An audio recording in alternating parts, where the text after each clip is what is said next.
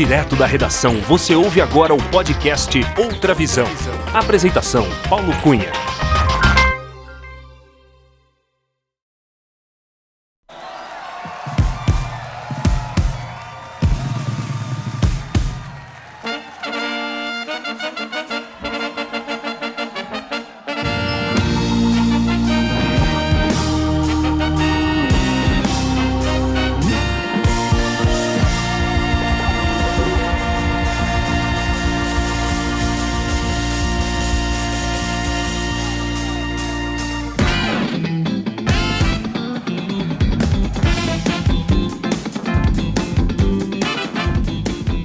Olá! Seja muito bem-vinda, muito bem-vindo ao episódio 96 do podcast Outra Visão. Eu sou Paulo Cunha, o Paulão, e falo da redação da Outra Visão Comunicação em Belo Horizonte.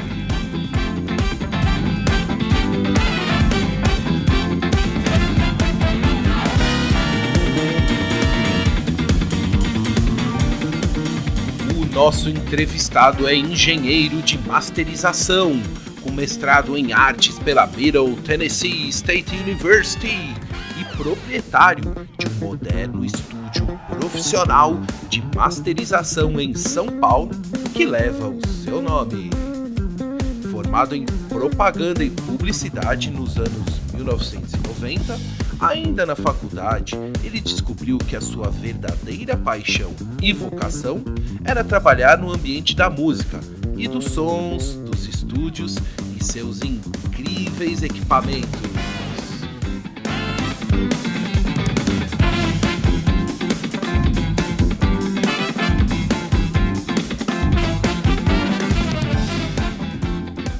Dos tempos da faculdade até hoje, ele já fez um pouco de tudo, de técnico de som a sócio de uma produtora de publicidade, de operador de som de shows ao vivo, a gravação de discos em estúdios, até se tornar professor por mais de 10 anos no Instituto de Áudio e Vídeo em São Paulo, onde também foi aluno.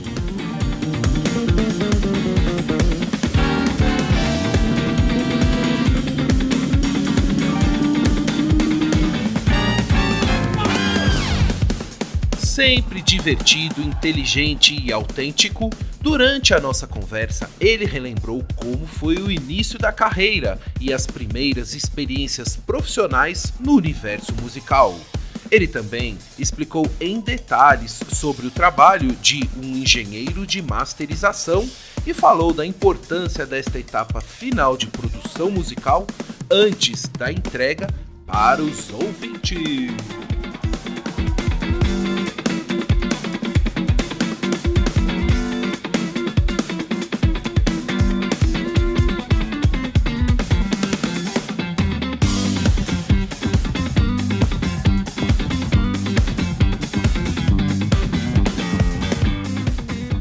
Nesta entrevista, ele também fez uma divertida análise do dia a dia de um fã, ouvindo músicas nas plataformas de streaming e interagindo nas redes sociais. Contou sobre as suas aventuras no mundo da coquetelaria, que rendeu até um Instagram repleto de receitas de drinks, e falou sobre a corrida, esporte a qual se dedica nos últimos anos.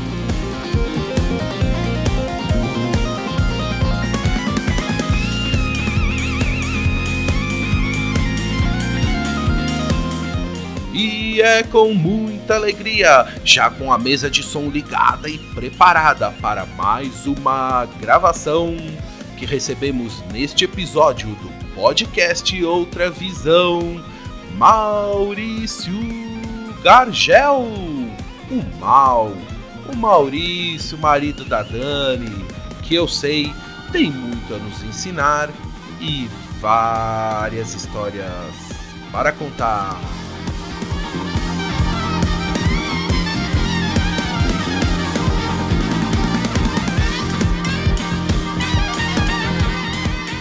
Acompanhe a entrevista.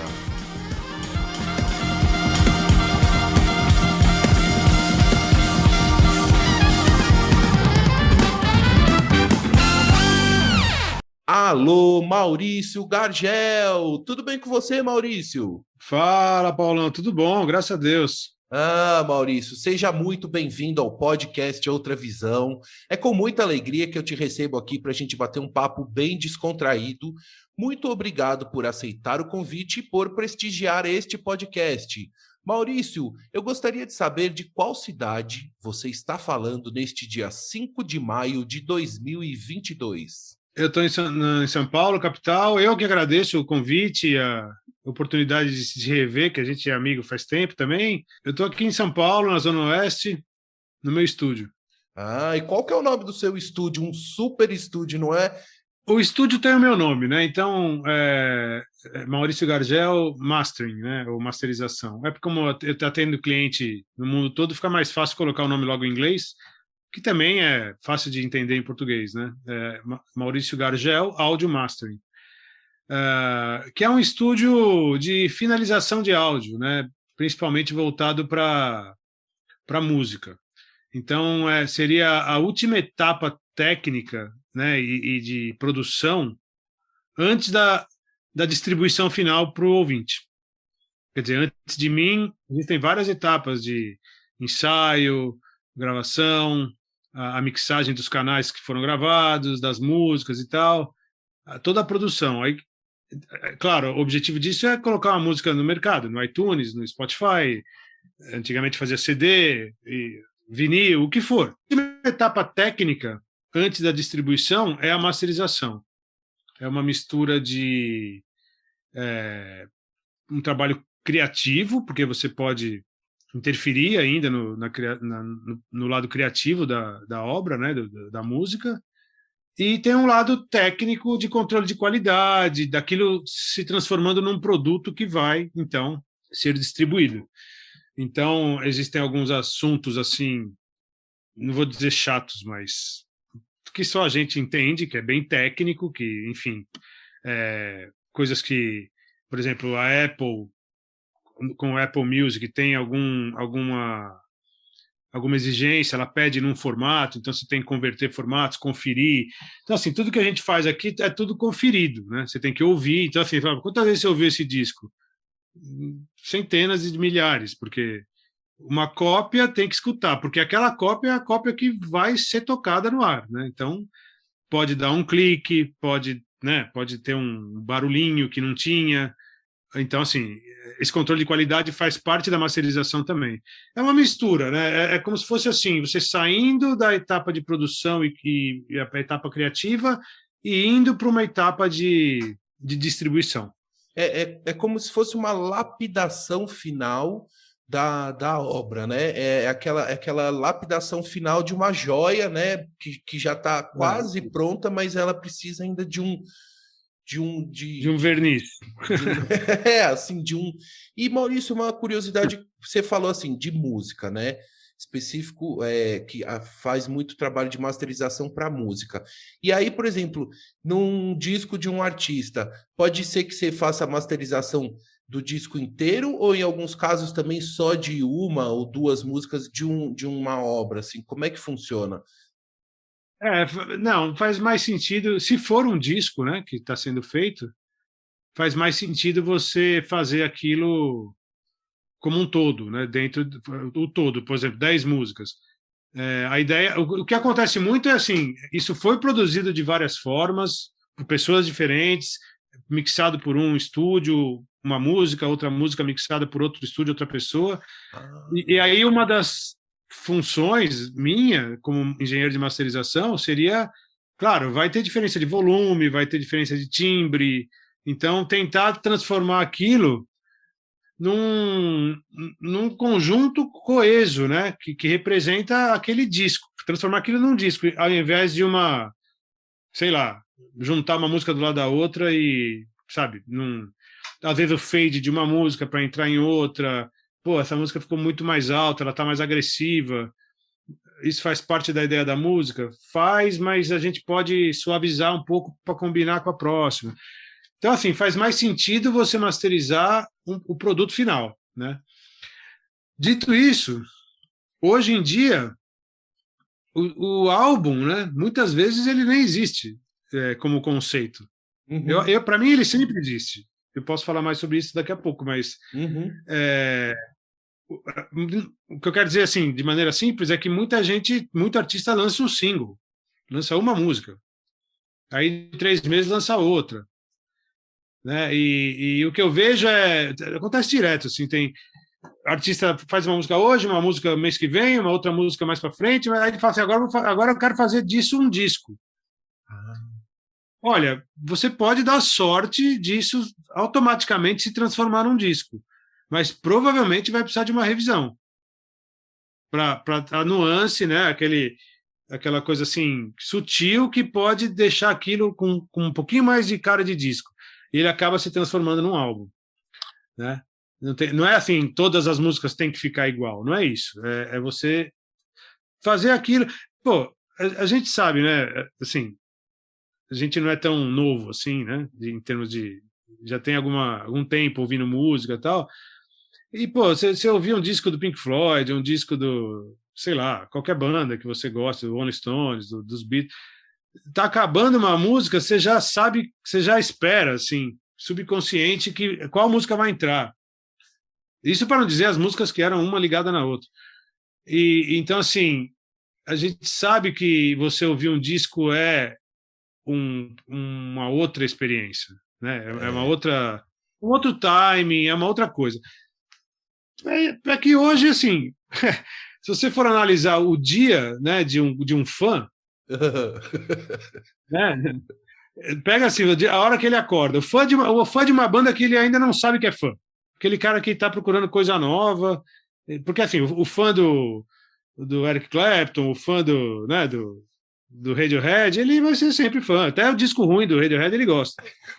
Mas imagina assim, o cara que está lá em casa e fala assim, pô, aparece lá no, no feed dele alguma coisa, fala, essa banda aqui, ó, Os Rockers, tem aqui essa banda nova.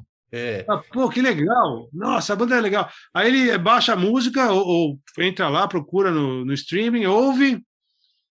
Pô, que legal. Aí, quando é mais ou menos 10 da manhã, ele já ouviu a introdução de todas, mas ele nunca ouviu até o fim. Porque. Né? E aí ele pega e ele descobre uma notícia do baixista da banda que pô, maltratou o irmão dele, não sei o quê. Tal. Aí ele já começa a ficar com raiva. Né? Ele descobre que o irmão do cara, na verdade, batia na mulher e não sei o quê. Aí ele chega em casa à noite e fala: Meu, essa banda não dá. Essa banda só tem corrupto, eu vou deletar tudo e acabou. Essa banda é politicamente incorreta, né? Eles estão tudo errado. Ou é politicamente incorreta, ou sei lá, tem pacto com o demônio, alguma coisa, e aí ele deleta. E o dia seguinte, qual é a próxima banda, entendeu? Então assim. Na sua visão, mudou também a forma dessa geração de streamers, né? Da forma, eles são impacientes ao consumir a música, você acha isso também? Que eles, assim, tudo uma muito coisa descartável. Tem que ser agora. Tem que ser agora e tal. Então, assim, o conceito de álbum acaba se perdendo, né? Você esperar o lançamento do próximo álbum.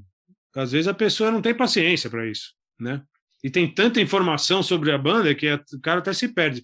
Mas é muito mais. É até assim, uma estratégia, eu diria, de alguns artistas de ter o disco na mão e falar: não, eu vou lançar uma música por vez, ou então eu vou lançar um EP para ter notícia, para ter as coisas, né? Para ir. Eu acho que tudo hoje é meio assim, né? O cara, por exemplo, uma empresa que não tem nada a ver com música, uma empresa vai lançar sei lá, um produto, um software, o que for. Ele lança, mas ele lança, parece que não está pronto, né? Um beta, né? Faz um beta, que aí depois vai ter um grande lançamento. Lança e aí fica esperando, exato, e aí fica esperando o feedback dos usuários, o que vocês gostariam de ver, e vai acabando aquele produto. Então, assim, é tudo muito volátil, né? Acho que a música também acaba sendo. Não é que não quero generalizar e falar que todo mundo faz isso, mas acontece isso. É claro que assim o conceito de álbum, que nem eu estava falando, eu não acho que ele morreu. Morreu como um produto físico, que você pega o álbum, né, e toca tal. E nada impede você também de lançar um disco de 12 faixas e tal. Mas mesmo que você lance um single, queira ou não queira, isso é inevitável. Isso vai estar num contexto de um playlist, por exemplo. Por exemplo, você tem uma banda de heavy metal, né? Sim, Aí você sim. fez o seu single. Aquilo vai estar num playlist de heavy metal junto com outras bandas do mesmo estilo, entendeu?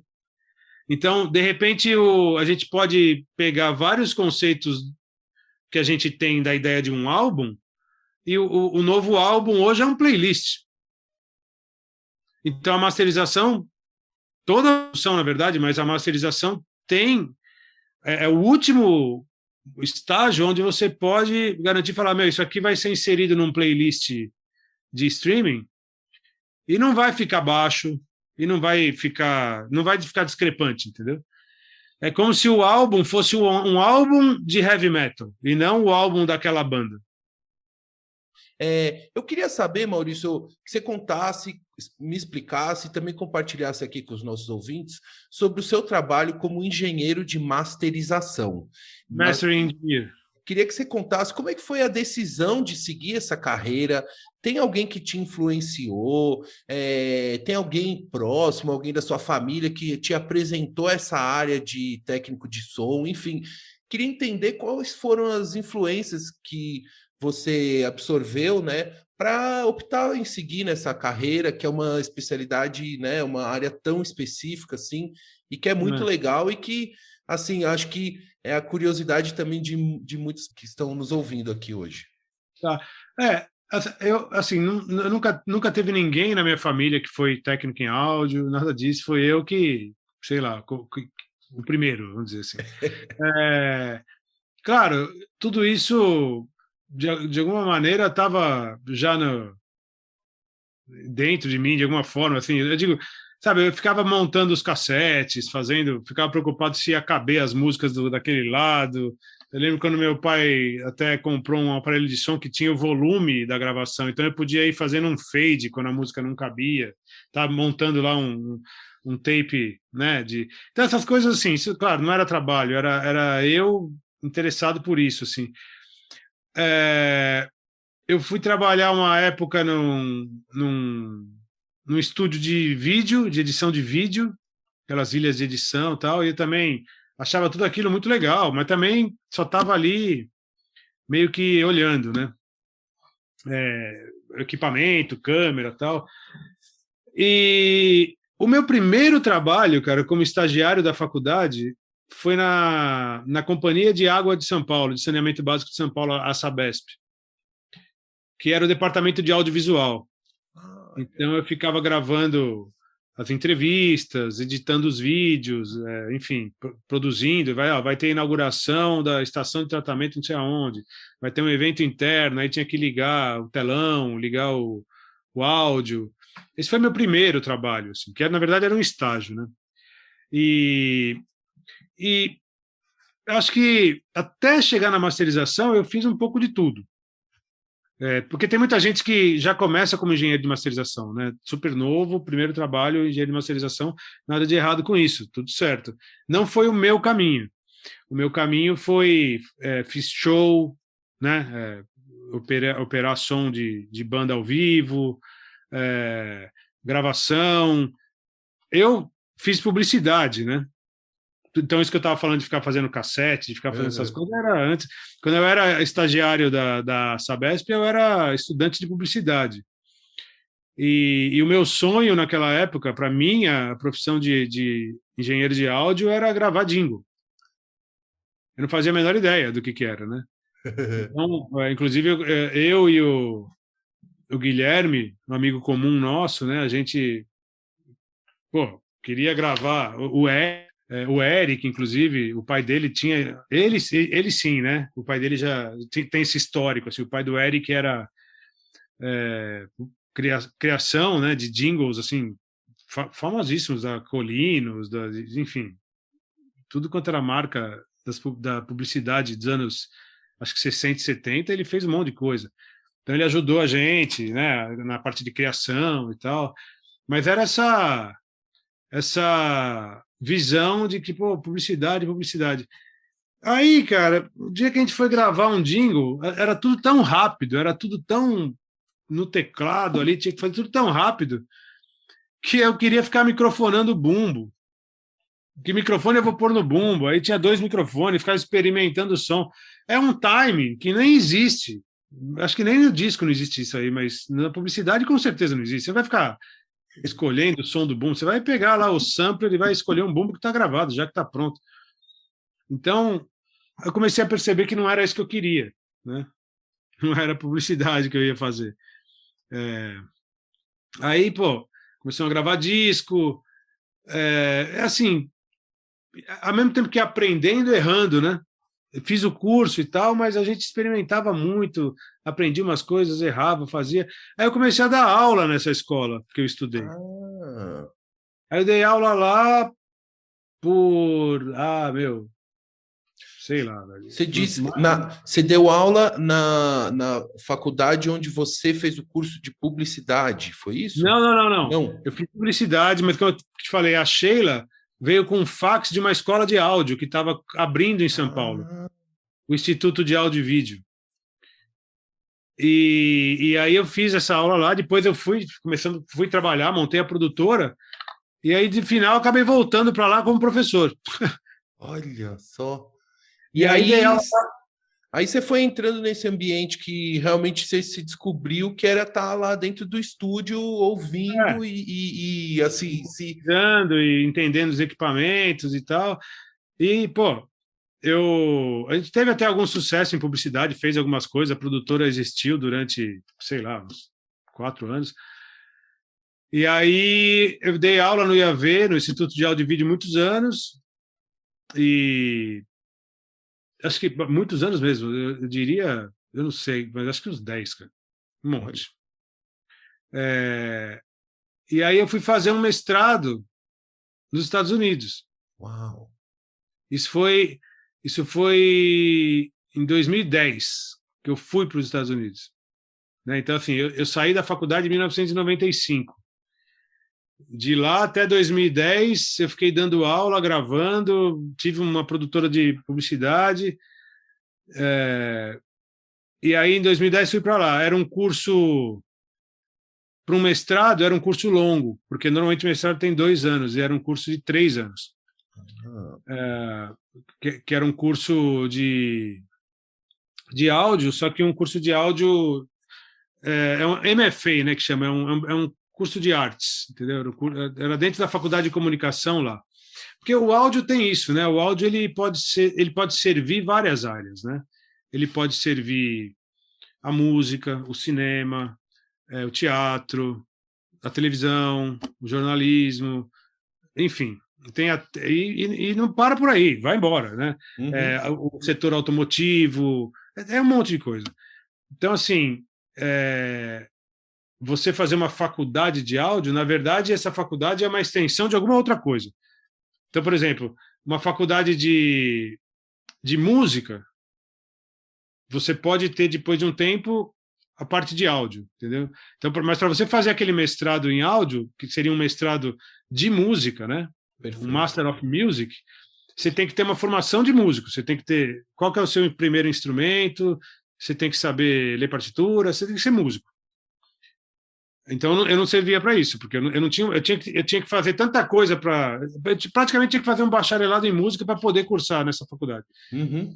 E aí, por exemplo, tem faculdade de engenharia, que a pessoa vai projetar equipamento de engenharia elétrica, eletrônica, vai projetar, fazer DSP, fazer coisas, né? Fazer o equipamento de áudio. Também, claro, não era para mim. Como eu tinha feito publicidade, eu fui no mestrado de artes. Né? E era dentro da faculdade de comunicação da universidade da MTSU, que é o Middle Tennessee State University, faculdade estadual lá, perto de Nashville. Que legal. E lá que legal. Eu estudei, então, 2 anos, mais o terceiro, que era o ano de finalização, né, que é projeto final, essas coisas. E eu fiquei, na verdade, 4 anos nos Estados Unidos, porque quando você estuda, né, lá, você tem 1 ano de prática, vamos dizer assim, prática de mercado, né, para você trabalhar. E foi aí que aconteceu o negócio da masterização. que eu fui, assim, especificamente falando, né? Que eu fui trabalhar num estúdio de masterização, assim, do jeito mais inocente possível, do tipo, posso ficar aqui olhando? E aí depois, né, eu tinha amigos, clientes, enfim, toda a rede de contatos, que você, depois de tanto tempo fazendo isso, e conhecendo gente, amigos e tal, e aí comecei a pegar alguns trabalhos do Brasil para lá. E eu falava com o dono do estúdio, será que eu posso usar o estúdio, né? Não sei. Eles chamam de after hours, né? Então, tá, depois que acabar o expediente, você pode usar, e aí combina como é que acerta isso, tá? E a primeira noite não consegui nem ouvir nada. Tipo, caramba, não sai som desse negócio. Aí ia atrasar, aí eu vi o dono lá do estúdio, né? O engenheiro-chefe lá. E aí, deu tudo certo? Falei, não deu nada certo. Eu não consegui ligar as coisas. E o trabalho? Eu falei, não entreguei. Não, vamos. Aí ele fez o trabalho. Porque as pessoas estavam achando que eu ia fazer, né? Aí eu fiquei ali e falei, puta, é agora, né? Agora que eu vou ver o cara trabalhando. Olha, E aí era quase que uma coisa meio mágica, assim. Você fala, nossa. E aí, aquela coisa, você vê o cara fazendo, mas você tinha visto outra pessoa fazer de outro jeito. Então, assim, Nashville foi uma experiência muito grande, porque a primeira vez que eu vi alguém. Eu já trabalhava com isso, mais de 15 anos no Brasil. E aí eu fui para lá. Pô, aí você fala, pô, já sei como é que é, mas eu vou olhar. Aí você via um engenheiro de lá, pô, terra do country, terra da música, Nashville e tal. Aí você via um cara gravando e você falava, nossa, eu entendi tudo que ele fez, mas é assim que faz, né? Tipo, é isso que tem que fazer. Aí no dia seguinte você via outra pessoa fazendo, totalmente diferente. Nossa. Quer dizer, eu também entendia o que ele estava fazendo, eu falava, pô, mas ele fez tudo diferente do outro.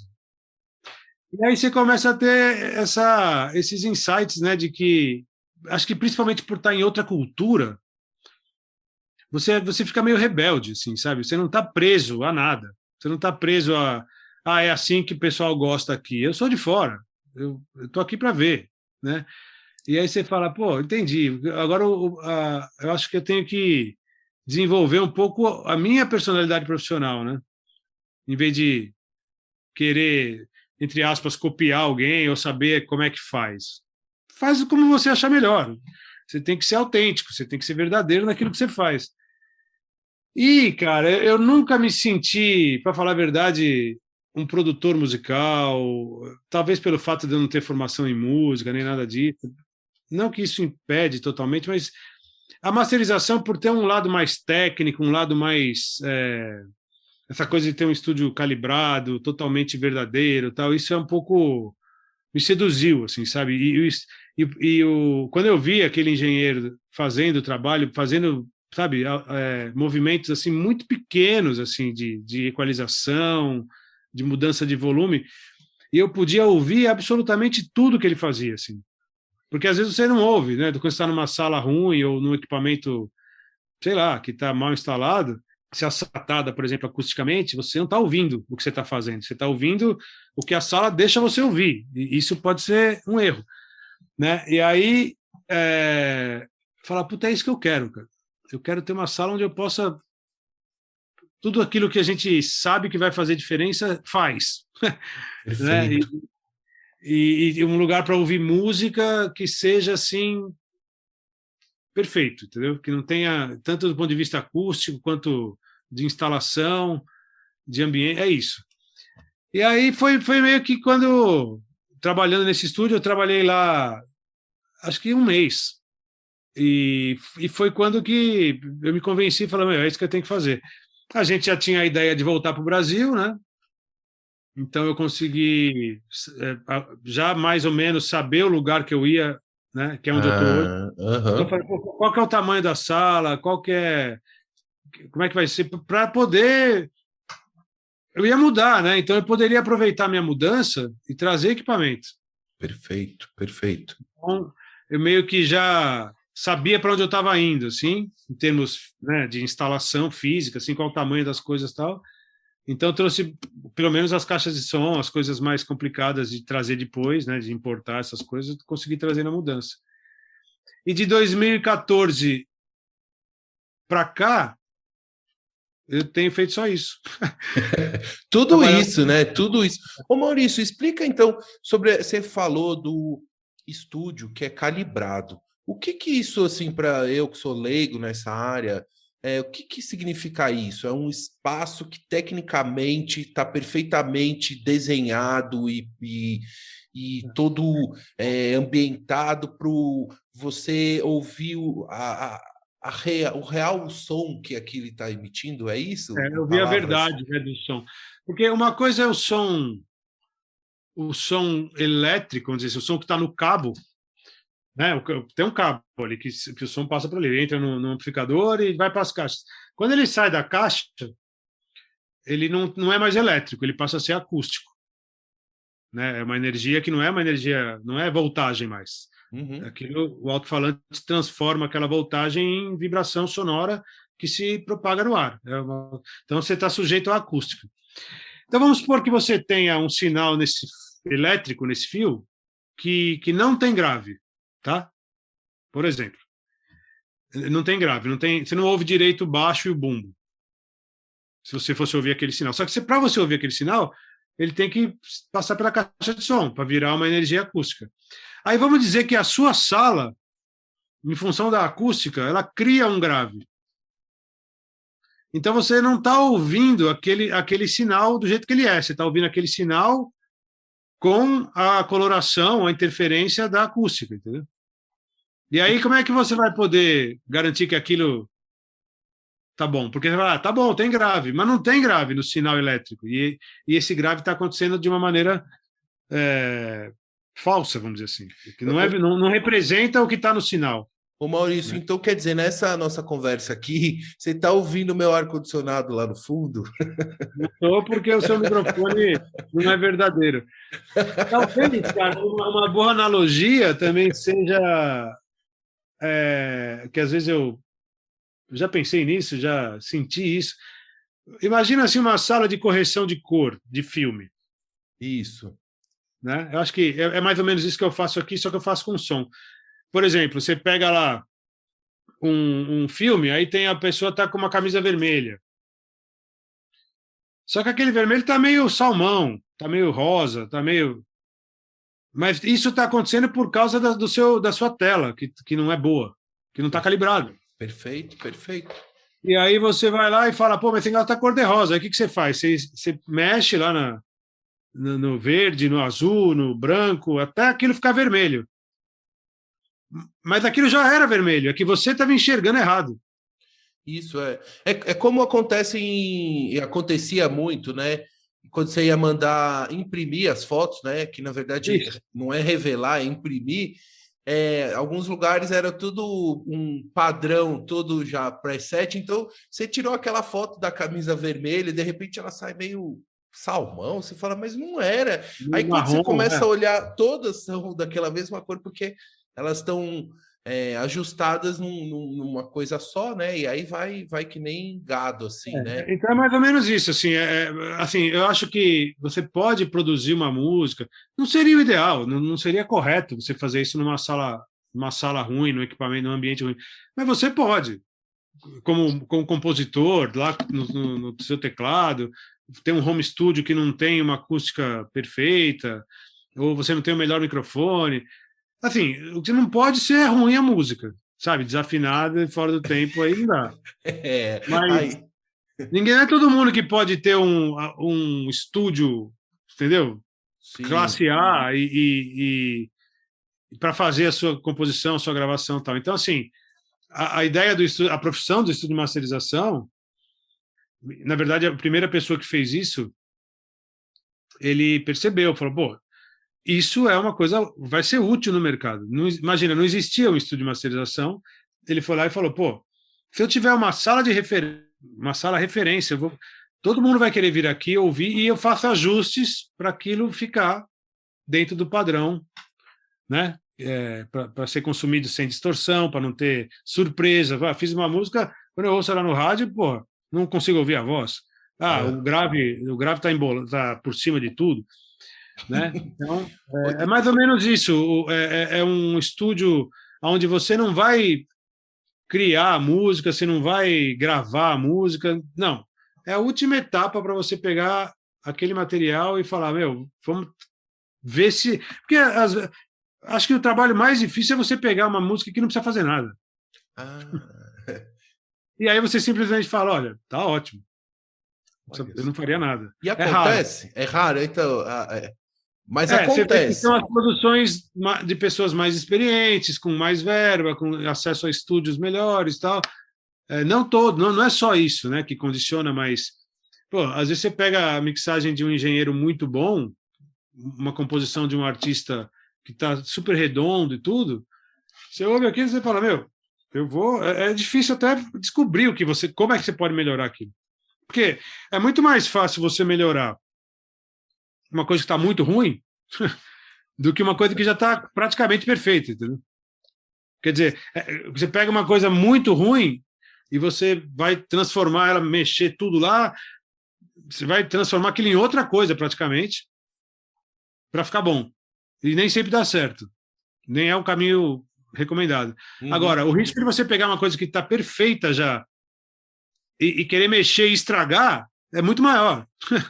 É uma Entendeu? joia, né? Como é uma joia, né? Se é uma joia de numa lapidação. Se for uma coisa tão bruta, você vai transformar numa coisa bela.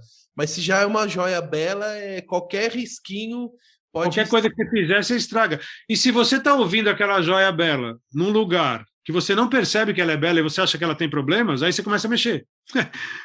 Entendeu? Então você pega lá aquela pedra preciosa que ela tá linda. Só que você não enxerga isso. E aí você começa a... Por que você não enxerga isso? Porque está escuro, porque está muito claro. Então você teria que ter um lugar perfeito para avaliar aquilo. O pessoal... Eu diria que boa parte do meu trabalho é muito mais ouvir do que mexer. Olha. Pessoal, aqui para os ouvintes do podcast, o Maurício atende clientes em todo o planeta, né, Maurício? No Brasil, nos Estados Unidos, na Europa, enfim, artistas. Mas aqui eu vou falar alguns nomes conhecidos do grande público, que tem o Arnaldo Antunes, né, o Emicida, o Titãs, entre muitos outros bandas e artistas e discos.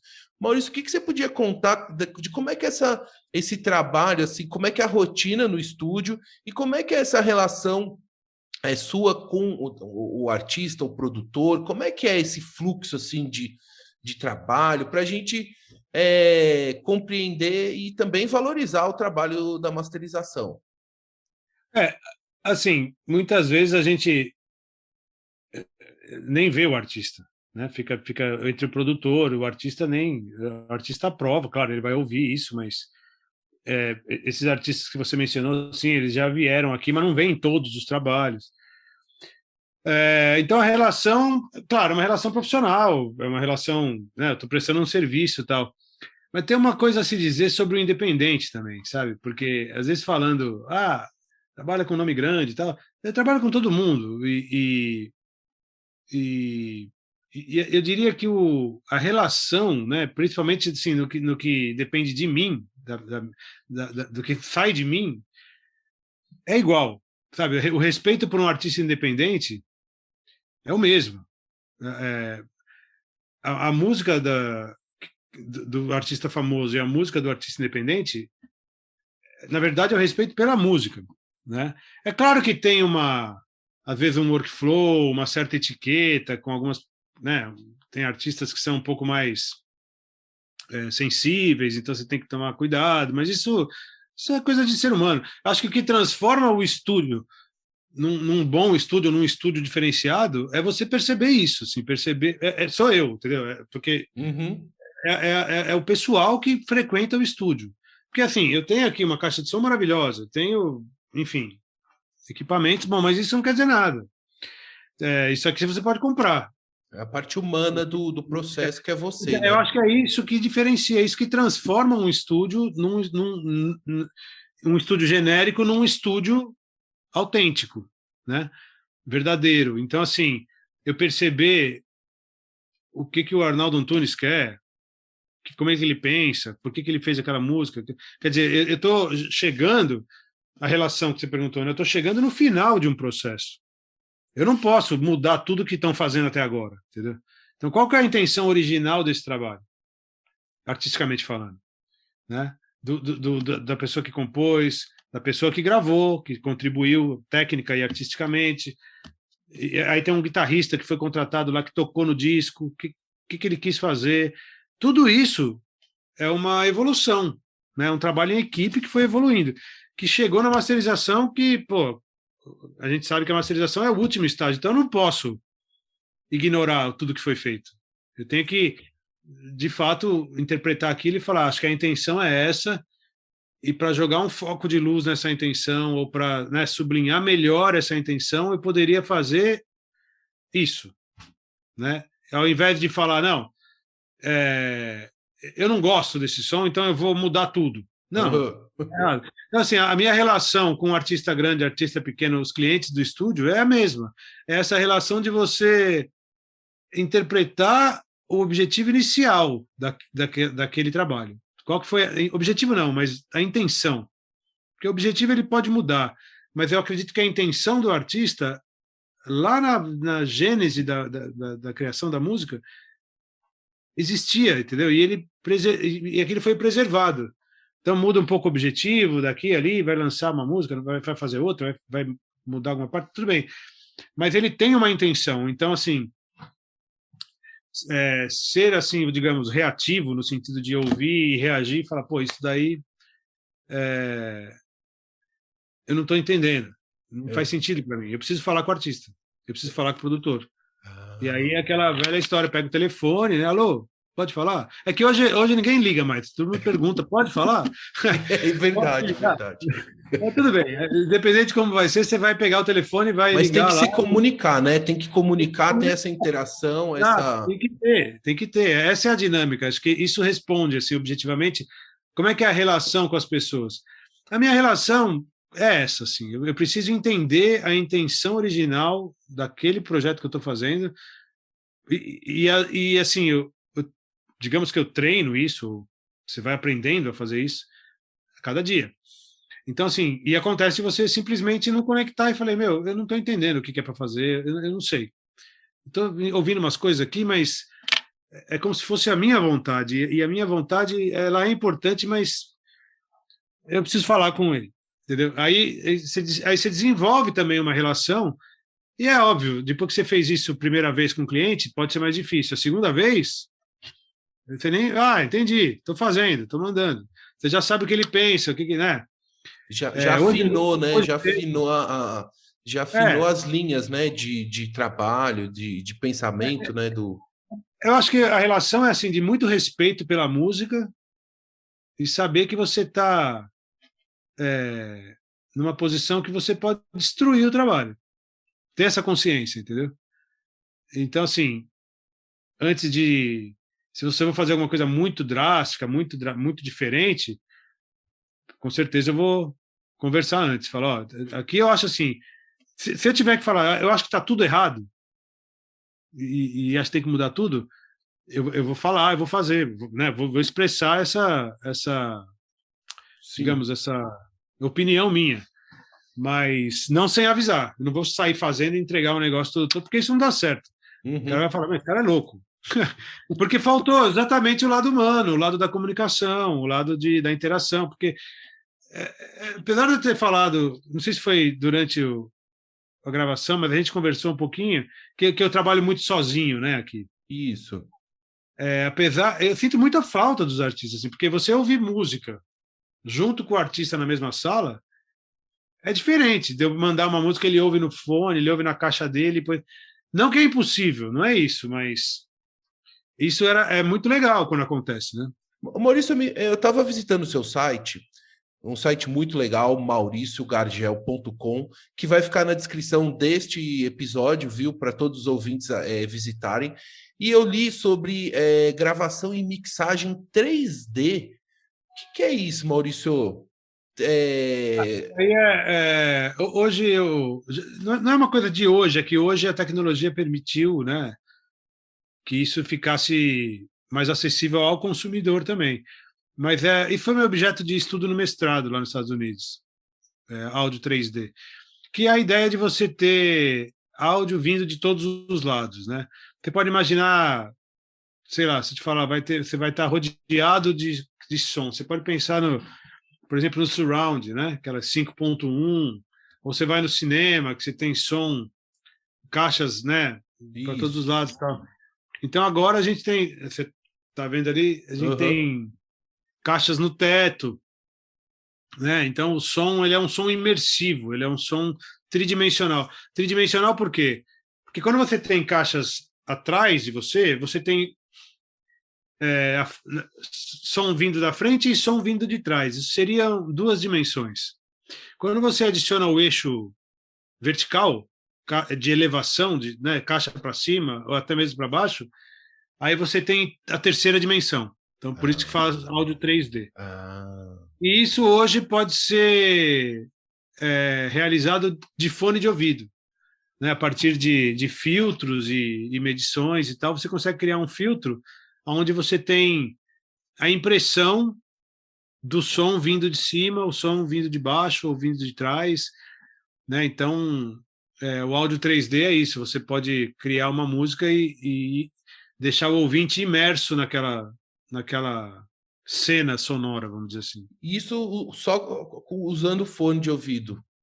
Isso, com fone de ouvido dá para chegar num resultado bem parecido, assim, bem. E aí vem para o caminho da realidade virtual, né? Que exato, de óculos 3D, realidade virtual e tal.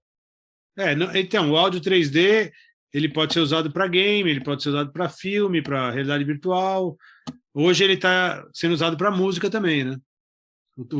A Apple Music, o Tidal, todos eles têm áudio imersivo, que eles falam, que na verdade é o áudio 3D. E como que a gente identifica que é um áudio 3D, assim? O que poderia, assim... Como é que eu poderia ter essa experiência, assim, ou de acessar Você vai no Apple Music, por exemplo, a Dolby, né, a empresa Dolby, você deve conhecer, muito famosa no cinema, tudo, ela tem uma tecnologia chamada Atmos, ATMOS, Atmos, que é o áudio 3D da Dolby. Então, lá na Apple Music, vai ter o loginho da Dolby, lá, Atmos, Dolby Atmos. E aí você clica e se você tiver o fone da Apple, é automático. Senão você tem que ir lá no seu telefone e configurar, falar, tocar em Atmos. E aí qualquer fone funciona, entendeu? É que o fone da Apple, ele é reconhecido automaticamente. Perfeito.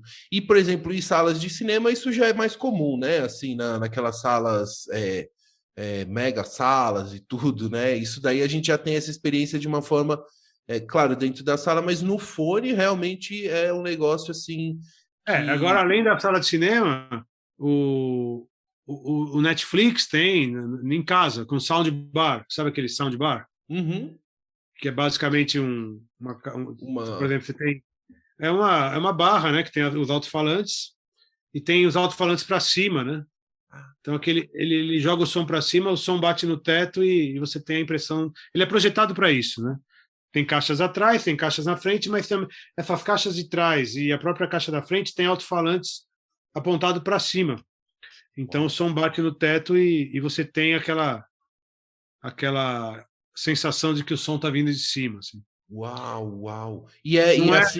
Não é super igual ao estúdio, mas é bem convincente, é bem legal. É caseiro, né? É uma coisa para uso em casa, né? É o consumo, né? É o consumo. Você não está com a caixa do estúdio pendurada no teto, mas foi o jeito que acharam de um produto, né, poder ser consumido desse jeito. Ô Maurício, e como é que é a sua relação pessoal com a música, assim, e com os sons? Por exemplo, você tá na rua, você vai no supermercado, ou lá tem o vendedor lá com aquela caixinha vendendo coisa na rua com aquele som assim, ou passa um cara com um carro assim, com uma Saveiro, com aquelas caixas bombando, que treme você vira tudo. o olho para cima e fala...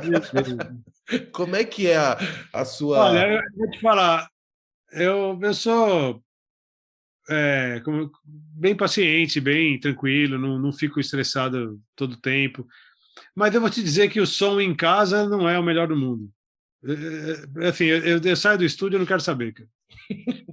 Deixa. Assim, eu não gosto de distorção, eu não gosto de música que me deixa nervoso, eu não gosto disso. Mas fora isso, eu não sou pirado, neurótico, de querer ter um puta som bom em casa, uns puta som bom no carro, não, é o básico mesmo. É claro, né, que você chega num lugar, aí você chega num hotel, aí você fala, você percebe que tem um eco dentro do quarto, sabe? Tem um barulho, assim. Aí eu falo pra Dani, minha esposa, você ouviu? Aí ela, tá louco. Aí, outro dia, ela falou para mim, você ouviu? Eu falei, eu vi. Então, assim, tem muita coisa que você vai, sei lá, numa recepção de um hotel, você acha aquele reverb bonito, faz, você bate palma, assim, pá! Aí todo mundo olha para você e fala, quem é louco? Chegou, né? O Maurício chegou. Ou então você está conversando com alguém e você ouve uma reflexão, uma coisa da acústica do lugar, assim, e aquilo meio quase que te distrai, né? Então tem essas coisas que acontecem, mas no geral eu sou bem tranquilo, não tem tempo ruim, não. Eu também te pergunto isso, Maurício, porque eu, por exemplo, que não entendo nada de áudio, tudo, de repente estou mexendo aqui, produzindo, né, os podcasts, entrevista e sempre com áudio e aprendendo e tentando melhorar tudo. Então, assim, eu que sou leigo nessa área aí, a gente sempre fica com um friozinho na barriga de como vai ser o resultado final, né? Tanto, enfim, tem cada situação assim que eu já tive que gravar as aberturas e tudo, que nem sempre vamos dizer, porque como jornalista, nem sempre eu tenho as condições ideais, mas eu tenho a informação, que é o que eu preciso passar, né? Então, para mim, o importante é a transmissão, e também você momentos. Tem acho que o mérito dos engenheiros, né, dos designers de áudio e tal, é criar um produto. Você não precisa ser um engenheiro para usar. Isso, perfeito. Que é o que viabiliza um programinha aqui como o podcast Outra Visão, que eu consegui, assim, ando com a minha bicicletinha aqui, com áudio Siri e com um negocinho ou outro ali e me arranjo aqui. Né? Claro, eu acho que assim, você pode até gravar, você quer gravar uma música com esse equipamento? Você pode, mas você vai ter um limite. Né? E não adianta mandar para masterização para transformar aqui, não vai. Não tem como. Não tem como criar aquilo que não foi nem gravado, né? Em termos técnicos. Mas é legal. Eu acho que a tecnologia hoje está super acessível, né, cara? Você liga um cabo USB, pronto, tudo está funcionando. Você não precisa saber de engenharia de áudio para usar um equipamento. É claro que para usar vários equipamentos, né, você fazer situações funcionarem, né, com equipamento disponível, talvez você precise de um pouco mais de gabarito, assim, mas eu acho maravilhoso essa coisa acessível para todas as áreas. Maurício, eu queria que você contasse ainda no seu trabalho aí no estúdio, as pessoas que tiverem interesse em conhecer mais sobre o seu trabalho, eu sei também que você também continua na área da educação, né? Você dá cursos. Como é que as pessoas podem conhecer mais o seu trabalho e também quero entender essa parte de educação que você também trabalha? Eu sempre gostei de dar aula, como eu disse, eu dava aula no Instituto de Áudio aqui em São Paulo. Quando eu fui para os Estados Unidos fazer meu mestrado, eu dei aula lá. Mas eu nunca mais dei aula em faculdade, depois que eu voltei. Então, eu tenho feito cursos assim, livres, né? E tem uma plataforma que chama Audio Workshop, que tem vários cursos lá que eu também já participei, audioworkshop.com.br. E eu tenho feito, né, cursos livres, assim, turmas pequenas, tal. Então, se me mandar um e-mail, tal, eu deixo na lista para cursos que venham a ser criados, tal. É só entrar lá no site e mandar um e-mail direto para mim. Se tiver alguma coisa acontecendo naquele momento, claro, vou falar. Se não, eu deixo na lista de espera ali para quando tiver. E você tem previsão esse ano de abrir algum curso? Normalmente tem assim um cronograma de ano, assim, ou ainda não tem ainda? Ainda tem várias ideias, mas ainda não tem data para nada. Tá. Provavelmente um curso de audição crítica, né, que é de como escutar da melhor forma. Aprender a escutar, né, o nosso trabalho. que é fundamental. Então, aos ouvintes aqui do podcast Outra Visão... Eu quero fazer provavelmente isso, sei lá, em algum momento entre agosto e setembro, assim. Ótimo. Então, Maurício, para todos os ouvintes também, todos os links que o Maurício está comentando vão estar na descrição deste episódio. Também peço licença, vou colocar o seu e-mail lá também, Maurício, para, né, se eventualmente alguém quiser entrar em contato com você. Agora, Maurício, eu quero sair um pouco dos estúdios, os estúdios que a gente aprendeu muito sobre esse universo da masterização e do áudio. Eu quero entrar os coquetéis. Eu quero entender o seguinte, que eu sei que o Maurício tem um Instagram especial com os grandes drinks que ele faz, porque, pelo visto, quer dizer, você tem o talento no áudio, mas também tem o talento lá no mix de bebidas e drinks. Como é que é essa história, Maurício? Explica melhor sobre esse seu gosto pelos coquetéis e conta aí sobre esse seu Instagram aí, que você tem lá anotado todas as suas experimentações. Não, isso aí foi típico, um exemplo mesmo do que acontece com uma pessoa durante a pandemia. Não, eu não fiquei bêbado e alcoólatra durante a pandemia, não é isso. Mas eu ficava muito em casa, né? Eu deixava o estúdio, imagina, uma vez por semana eu vinha ao estúdio, deixava tudo acumular, sabe? Eu falava para os clientes, tá bom, já entendi, tá. Eu chegava aqui na sexta-feira, às vezes precisava de 2 dias, e fazia tudo no mesmo dia para não sair de casa, né? Para ficar isolado. E apesar de que aqui eu fico sozinho de qualquer forma, mas enfim, pegar o carro, né? Era um momento muito crítico. Uhum. Então eu comecei a ficar em casa e eu comecei a ler sobre coquetelaria e eu tinha uma tia minha que já faleceu, mas ela até me deu umas tacinhas assim de coquetel, que eu sempre achei super lindas assim, mas eu falei, eu não sei fazer, né? Assim, eu sempre fiz uma caipirinha e nem sei se eu sei mesmo, assim, depois eu vi que eu não sabia. Fazia caipirinha errado. Aí, errado, né? Do ponto de vista de quem criou a caipirinha. Errado mesmo para um hobby, não tem nada de errado, você faz o que você gosta.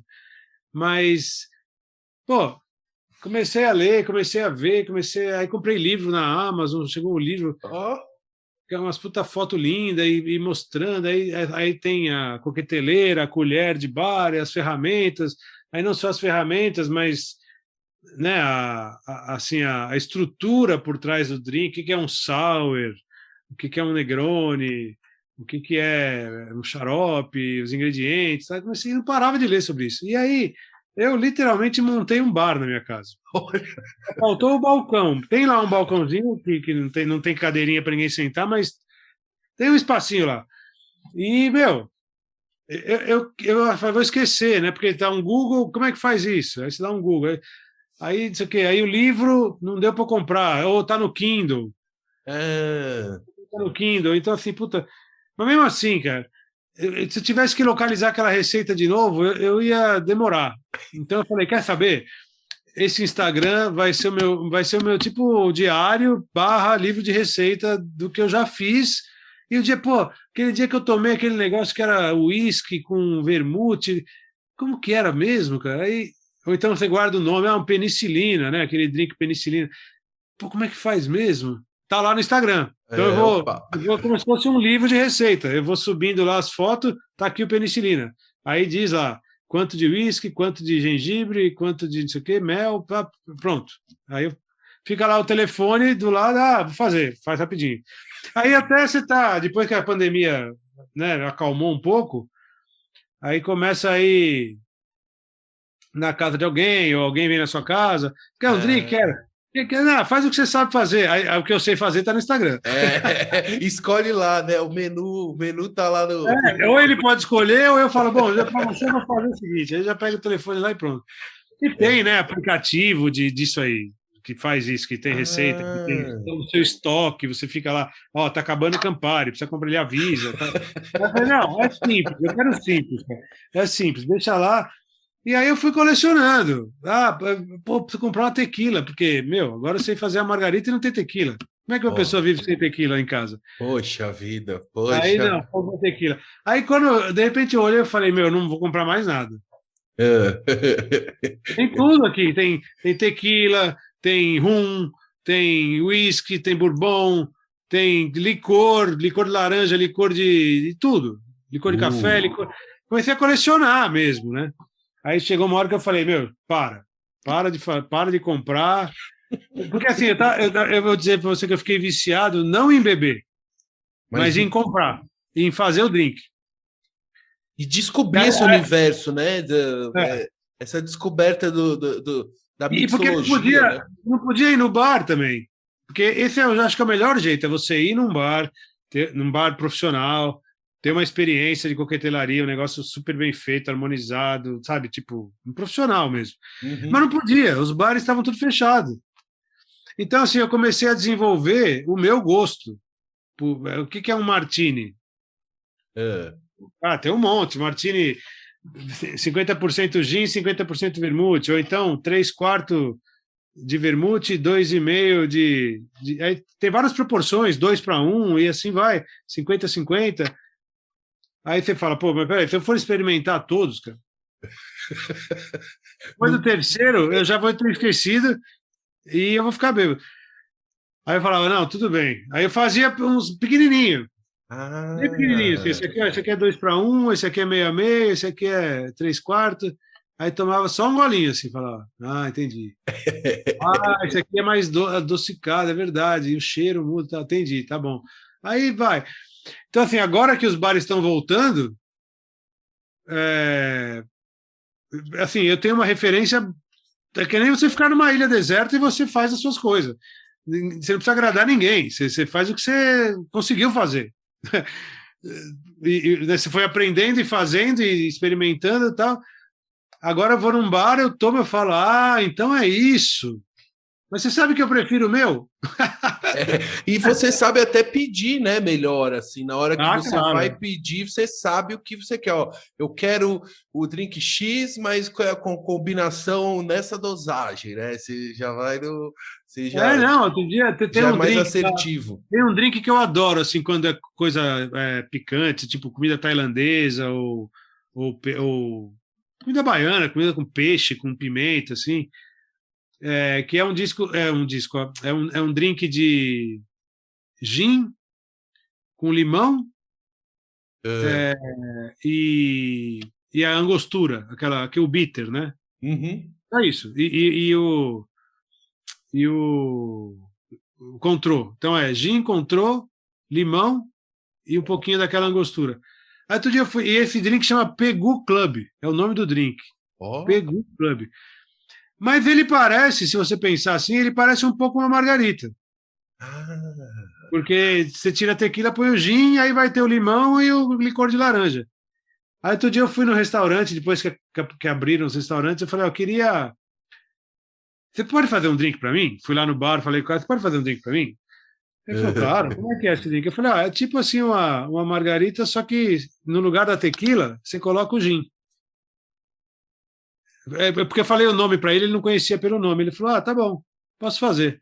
Só que eu esqueci de falar da angostura. Aí veio aquele drink, porque esse drink ele tem aquela cor, né, mais marrom um pouquinho por causa da angostura. Aí quando chegou o drink assim, era um negócio meio transparente, assim, só tinha o limão. Ficou clarinho, né? Aí eu tomei e falei, porra, eu prefiro o meu, cara. É que faltou o ingrediente, né? Eu esqueci de falar o ingrediente. Aí eu peguei o meu Instagram, olhei lá, falei, tem uma coisa errada. Falei, puta, angostura, caramba, meu. Aí você pediu o segundo drink. Falei assim, eu vou fazer o seguinte, eu quero... Você tem angostura aí? Tem. Aí pinguei assim na hora, falei, mas pode fazer outro, igualzinho, só que você põe a angostura antes de mexer. Ele falou, tá bom. Aí fiquei enchendo o saco dos bairros. Aí na hora de ir embora eu falei, meu, desculpa aí, né, cara? Ele falou, não, é ótimo. É bom quando a pessoa pede alguma coisa que a gente sabe que está agradando e tal. Eu falei, principalmente se ela pede direito, né? Ô Maurício, e no tempo que você viveu lá no Tennessee, você teve já vivência com os Bourbons lá, alguma coisa assim? Tem alguma influência Cara, dessa época ou não tem nada a ver? Não tem. não, tem. Eu fui na fábrica do Jack Daniels lá. Puta, que delícia, Foi hein? maravilhoso. Só que assim, eu ainda não estava ligado nesse negócio de drink. Hum, Preciso voltar lá com essa cabeça agora. Porque não estava. Assim, claro, eu já sabia o que era um Bourbon, já sabia o que era Jack Daniels, mas não estava, né? Tipo, ainda bem, porque senão ia quebrar. nossa, mãe. Imagina, levando vida de estudante em outro país, aí você vai ficar comprando todas as bebidas que você vê, você vai ficar louco. Nossa. Mas E- eu fui e- na fábrica do Jack Daniels lá. Pô, é uma experiência e tanto, né, cara? Você entra, tem todas as etapas, né? Fazer lá a, a destilação, não, mas a destilação dividida, pra você fazer aquele o corte, né? mosto, né? Aquele mosto que Uhum. fica fermentando, depois vai ter a coagem e tal. Então uma panela, vamos dizer assim, um negócio meu, metros, né? Um tanque. E aí tem uma portinha assim que você abre. Aí o cara abriu e falou: pode cheirar quem quiser, né? Paulo, eu dei Oh. uma cheirada ali, uma respirada assim. Imediatamente abriu um sorriso, assim, né, cara? E quem fez isso também. Foi logo no começo do tour, aí já deu aquela. Tem aquele cheiro, né? Do milho, do álcool, tudo fermentando ali. Aí cheira assim, na hora veio o gosto de uísque na boca, assim. Mas eu não bebi, eu só cheirei. E aí mudou tudo. Todo mundo ficou meio risonho já. Já deu aquele. O Jack já deu aquela batizada, já, né? O tio Jack já falou: bem-vindos, meus amigos. Nossa, que E o mais legal era o guia turístico lá, o tour guide lá. Era o mais legal, porque ele ficava macacão assim, ele falava assim, meio assim. Ele tava bêbado, cara. Ele já vem de fábrica, o guia já com umas 2 doses, já, né? Ele já vem. Não, o cara tava bêbado mesmo, com certeza. Ô Maurício, e para registrar aqui para os nossos ouvintes, esse Instagram seu específico das bebidas, da coqueletaria. Coquetelaria. Coquetelaria, olha só, hoje tá difícil aqui sair. Qual que é o arroba específico desse daí? @mgargel. @mgargel. No mgargel, tá. Porque você tem o também aí do estúdio, né? O Instagram do estúdio. Tem, é Gargel Mastering. Perfeito. Registrado. Maurício, eu vou caminhando aqui para o nosso final aqui, mas eu vou caminhar correndo aqui, porque eu sei também como é que é essa história que você faz corrida de aventura, corrida... O que é? Já correu maratona? Me conta aí. Não, Maurício... maratona, a única corrida que eu corri na minha vida foi... Isso é outra consequência de pandemia. É mesmo? Eu abandonei a academia, abandonei tudo. A única coisa que eu podia fazer, num dado momento lá, era correr na rua. E ficar na varanda de casa me machucando lá. Puxando peso, elástico. Então, eu comecei a correr na rua, corri dali, comecei um pouquinho na esteira no começo, depois comecei a correr na rua e tal, e peguei gosto, né? Não é todo mundo que gosta. Apesar de ser um esporte super, digamos, democrático, assim, você um par de tênis e você está correndo, né? Mas aí eu peguei gosto, comecei de novo, a estudar, vamos dizer assim, né? O que eu pude. É a universidade do YouTube, né? Como fala. Estudando, fui lendo, fui tal, aí pintou. Eu tenho um amigo que tem muito mais experiência nisso, ele começou a me chamar para fazer os treinos. Falei, mas eu não sei correr. Ele falou, não, mas não é correr rápido, é correr tem uma forma para correr. Vamos aí, eu te dou umas dicas, tá? Vamos indo. Aí comecei a correr na USP, sempre ali perto de casa, na Planalto Paulista, ali eu tô na Avenida Indianópolis, não sei o quê, tô por ali, Ricardo Jafé e tudo, comecei a correr. E aí pintou, uns amigos falaram, olha isso, uma corrida de trilha, né? Corrida na montanha, sim, lá sim. na Pedra do Baú. Tinha vários tamanhos, tinha 5, 10, não, 5, 12, 21 e até a maratona total lá, 42. E teve gente que começou a noite antes, correu durante a noite, mas aí já era. Então eu fiz 12 mil corrida de trilha, foi a minha primeira competição, assim. Falei, porra, legal, gostei, né? Lama para todo lado. Mas foi muito legal, eu consegui fazer, assim, na minha categoria, assim, entre meus amigos, né, da mesma idade, assim, incrivelmente eu tive o melhor tempo, assim. Fora o meu amigo profissional que correu 21 quilômetros lá, e aí ele, sei lá, é outra viagem. E aí, eu nunca corri maratona, eu vou correr uma meia maratona agora em junho, estou me preparando, então, assim, eu ia na academia, né, ficava fazendo musculação, então eu parei um pouco, estou seguindo mais os treinos, focando, né, por exemplo, 12 semanas de treino para uma meia maratona, então você vai focando na velocidade que você quer fazer, faz treinos de tiros, treinos mais longos de fim de semana, tal, mas tudo isso evoluindo para chegar na meia maratona. Então vai ser a minha primeira meia maratona, 21 quilômetros. E quando que vai ser? Qual que vai ser essa que você vai participar? Deixa eu ver aqui na agenda, mas ela é na Estrada Velha de Santos. Eu até vou participar de uma provinha de 10 mil agora, daqui 2 semanas, que é o ASICS, daquela marca, né, de esporte, ASICS Golden Run, em São Paulo. Enfim, tu precisa ir atrás é dia 15, né, essa daí, ASICS Golden Run. Mas a de Santos é dia 3 de julho. Mas é descida, né? A descida da estrada, ou é subida? Eu acho que é vai e vem. Vai e vem, olha só. Não é até Santos, né? É um pedaço da estrada. Chama meia 21K Estrada Velha de Santos. É assim que está na minha agenda, mas eu não lembro. Meia da Estrada Velha 2022. Chama Run 21K. É viciante, cara, porque depois eu percebi já que depois que eu corro, assim, eu sempre corro 10, né? Aí corro 5, corro intervalado e tal, mas eu tenho, assim, para mim, quando eu passo ali de 13, 14, 15 quilômetros, parece que dá um barato, assim, sabe? Eu não corro só pela distância, mas você vai correndo, chega uma hora que você, tipo, parece que você está assistindo um filme, sabe? Que legal. Bom. É muito legal. Que legal. Maurício, eu quero ir finalizando aqui a nossa conversa. Primeiro, agradecendo muito a você pelo carinho, pela confiança e por dedicar um pouco do seu tempo para conversar comigo e compartilhar um pouco da sua história comigo e com todos os ouvintes aqui do podcast Outra Visão. Foi incrível, viu? Eu também quero aproveitar e agradecer a todos os ouvintes que acompanharam até aqui a entrevista do Maurício, a Dani, esposa do Maurício, que é minha colega jornalista, né? Colega até de faculdade lá da FIAN também. Isso. A todos os amigos nossos em comum, ao Gui, ao Bud, né, e o Fábio Freire, enfim, muitos outros amigos, alguns até que já participaram também aqui do podcast, que espero que também ouçam. A toda a sua família, Maurício, eu espero que também possam ouvir aqui um pouco da nossa conversa. E para fechar a nossa conversa, eu gostaria, Maurício, que você deixasse um recado final, uma mensagem de fechamento aqui para os nossos ouvintes. Olha, o que eu posso dizer, né? Tem tanta coisa que eu posso dizer, mas o que seria o melhor a dizer? Eu acho, cara, que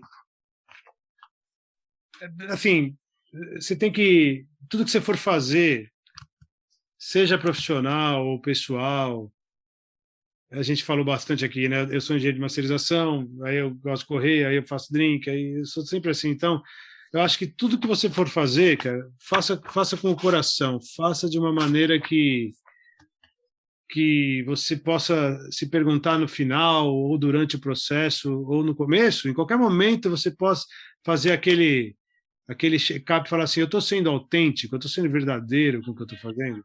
É isso que eu falo de fazer com o coração, fazer com amor, fazer com tesão, fazer sem preguiça, tudo isso é óbvio, mas acho que a mensagem é pergunta sempre se o que você está fazendo tem autenticidade, se aquilo é verdadeiro. Porque se você estiver fazendo alguma coisa por qualquer outro motivo, em algum momento você vai cansar ou na verdade, não vai valer a pena, entendeu?